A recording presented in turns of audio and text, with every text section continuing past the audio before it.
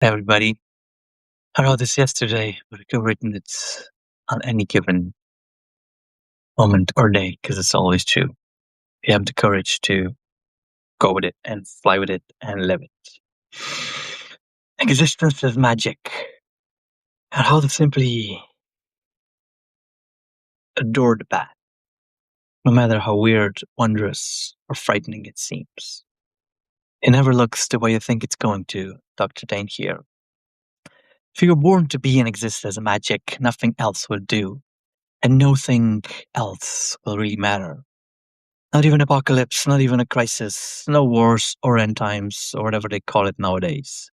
Madness, bankruptcy, or financial success are just echoes in the background. The rock and the crystal, fire and ice, breath of dragons, and the songs of the elves are but music to your ears.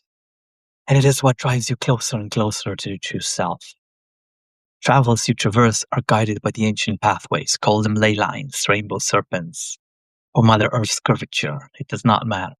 You're guided by the beauty of your vision and the poetry prose, and even random exclamations or proclamation, volcanic births of inspiration are but the signposts on the path.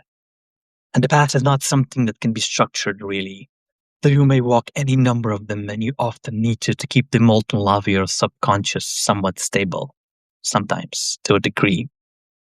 For as a wise Kabbalist once said, only that which can be grounded in the material reality is ultimately of any value.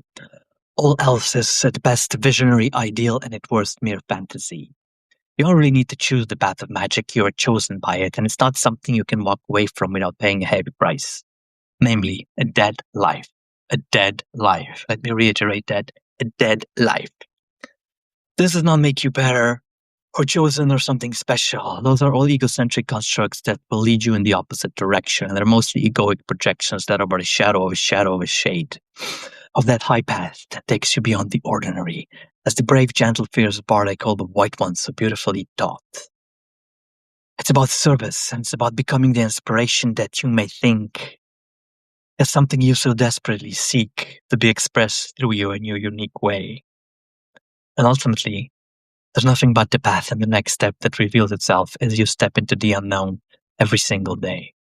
It's not really about getting anywhere, but for the elegance, beauty, poise, and grace of dancing on the starway to heaven, climbing Jacob's ladder, or rising or descending, depending on which side you choose to look at it, into and beyond the stars, till you become one for all those looking in the dark sky above them, seeking for the moral law within them and the beauty of the starry sky above them, for the sheer pleasure of beholding the mystery.